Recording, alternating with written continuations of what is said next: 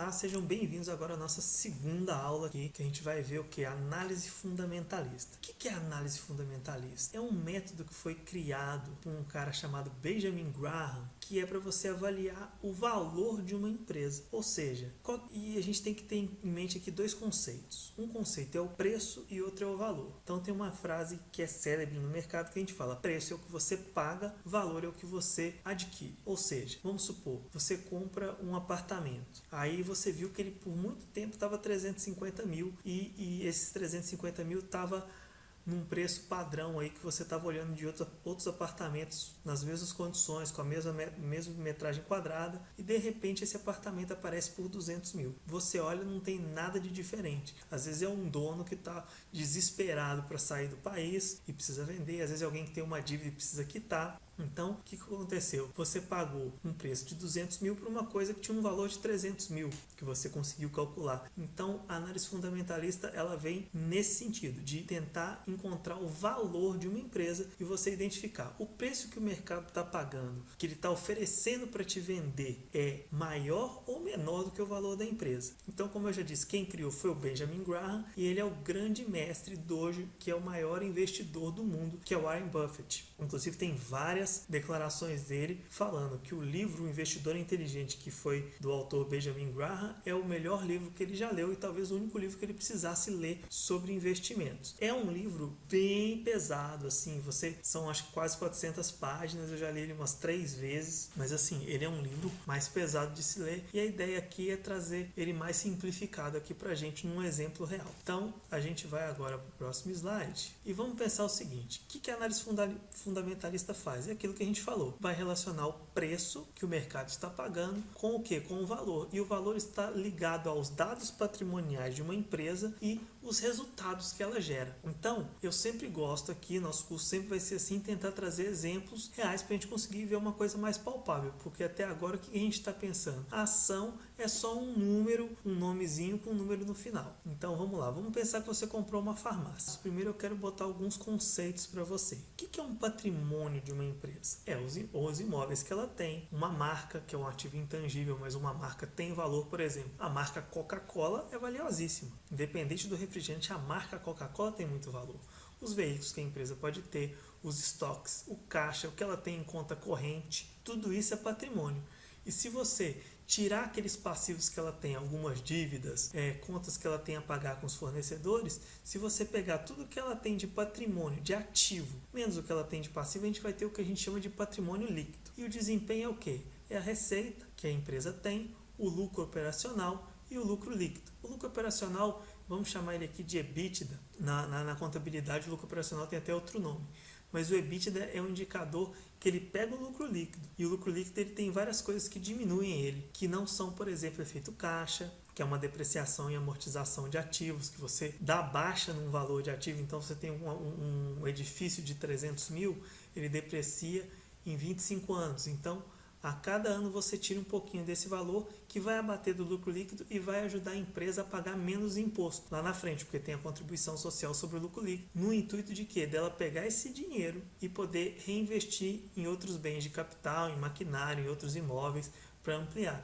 Então é como se fosse um benefício fiscal para ajudar ela a pagar menos imposto, gerar mais caixa e poder investir mais. E voltando aqui, o EBITDA ou EBITDA, tem gente que fala EBITDA, tem gente que fala EBITDA, ele pega e tira todos esses itens. Então, o EBITDA ele significa lucro antes de impostos, juros, depreciação e amortização, que vai te dar um retrato melhor do operacional da empresa. Então, o que a gente tem aqui?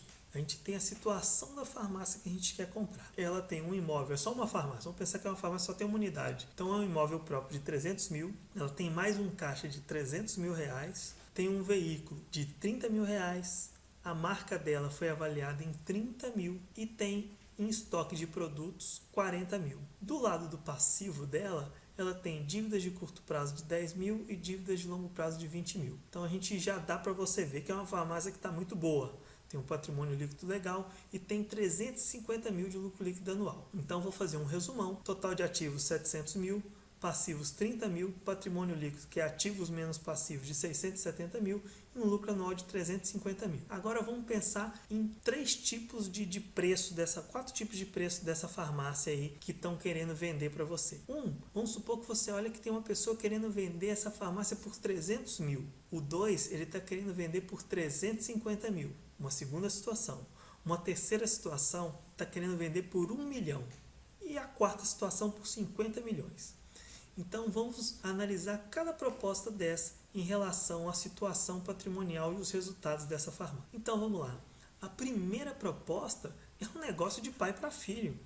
Você estaria comprando a empresa, por menos do que ela possui em caixa, certo? Você está pagando 300 mil, ela tem 300 mil de caixa, então você está levando todo o resto de graça. Os lucros, os imóveis, os veículos. O segundo negócio, que é por 350 mil, é um negócio de mãe para filho, um negócio sensacional. Você vai estar comprando ela pelo lucro anual. O patrimônio é seu. Você ganhou um patrimônio pagando só o que ela ganha de lucro. Então é como se em um ano você ganhasse esse patrimônio de graça, um ano de operação da farmácia, certo? Já o terceiro também é um negócio lindo, porque você comprou a farmácia por um valor menor que o patrimônio e o lucro. Quer dizer, em um ano, esse seu investimento já deu o retorno todo e depois dali a sua alegria, certo? Agora, o quarto, que é 50 milhões, é o que eu chamo de o dia que o bobo e o esperto se encontram, acontece um negócio que o bobo toma ferro. Quer dizer, o que você está pagando no caso daqueles 50 milhões? Se você está falando quase 75 vezes o patrimônio,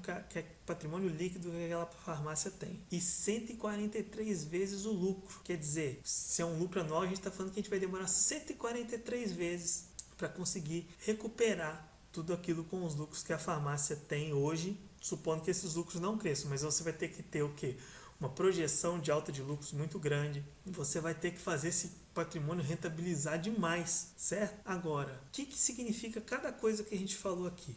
Bom, você deve estar pensando, impossível alguém comprar pelo preço 4, muito caro, e também você vai achar impossível alguém vender pelos preços 1, 2 e 3, pelo valor que ela tem em caixa, pelo lucro anual e outro a soma do lucro com o patrimônio. Então eu vou mostrar para vocês que em mercados deprimidos, quando a gente vê a situação de empresas sendo vendida a preços irrisórios, isso vai acontecer os preços 1, 2 e 3. Em mercados eufóricos pode ser até pior. Então eu vou mostrar para a gente aqui 2 exemplos. Um exemplo que a gente teve lá em 2016 com o banco Banrisul, que é um banco estadual lá do Rio Grande do Sul, que tem a carteira basicamente de consignado de funcionário público, que é a carteira mais segura que a gente tem, e vou mostrar para vocês o que aconteceu lá nos Estados Unidos na bolha.com, que foi uma época que surgiram aquelas novas empresas, era uma tecnologia nova, todo mundo se empolgou demais e deu uma grande crise lá, que os Estados Unidos entrou num colapso financeiro. Então, eu trouxe aqui para a gente o histórico do preço sobre lucro do banco Banrisul. E o que aconteceu com ele lá em 2016, no auge da nossa crise, 2 anos de uma retração no PIB muito grande, todo mundo achando que o Brasil tinha acabado. Olha só o que acontece numa crise. Ele chegou a ser vendido por 1,99 vezes o lucro anual dele. A gente está falando o seguinte, em 2 anos era praticamente garantido que você ia recuperar o investimento, fora os dividendos que o Banrisul paga.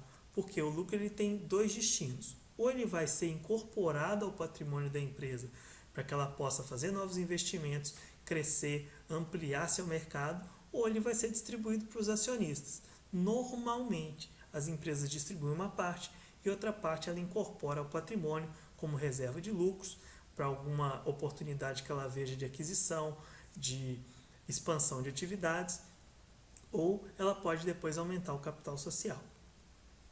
Então a gente vê o seguinte, em mercados deprimidos você vai encontrar a situação de ver um negócio de pai para filho, de mãe para filho, e isso vai acontecer, já está acontecendo, mas eu acredito até que vai acontecer mais ainda essa queda aí no preço sobre lucro das empresas. Então, agora a gente vai para outro exemplo, que é o que acontece no mercado eufórico. Bom, gente, aqui eu estou com o histórico de preço sobre lucro do Nasdaq. E por que o Nasdaq? Nasdaq é a bolsa americana das empresas de tecnologia. Então, quando ela foi lançada exatamente porque a bolsa de Nova York lá, que a gente tem o índice Dow Jones, o índice S&P 500, as empresas de tecnologia não tinham espaço lá. Então foi criada a Nasdaq, que foi era mais barato para as empresas abrirem capital lá, e houve aquela farra, porque o que aconteceu? Tinha essa tecnologia nova.com, tinha uns sites que sequer davam lucro naquela época, estavam sendo vendidos muito caros, e os que davam lucro estavam sendo vendidos por preços astronômicos. Então foi isso que aconteceu aqui nos anos 2000, que foi onde estourou a bolha.com. Desse lado aqui a gente tem o preço da Nasdaq, que hoje já está até bem mais que isso, já está quase nos 10 mil.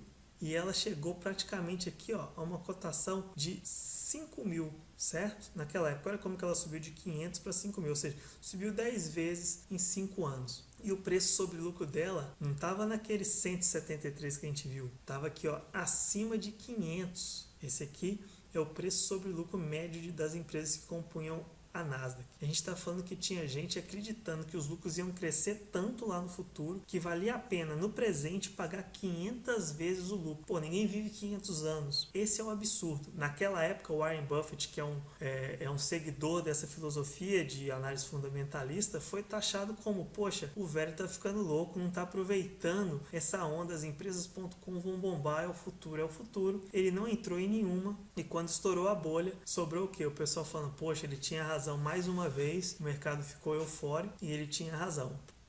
A gente encerra aqui então a nossa segunda aula. Espero que vocês tenham gostado. Próxima aula, o que a gente vai aprender? Vou mostrar para vocês um site onde tem esses indicadores de todas as empresas da bolsa, mastigadinho, site de graça. Você vai poder consultar qual empresa que você quiser, pode gastar o tempo que você quiser lá vendo isso que a gente está aprendendo aqui. Vou pegar alguns exemplos de ações para mostrar esses indicadores. Vou mostrar para vocês as armadilhas que esses indicadores podem dar para a gente e o risco de investir em empresas da moda.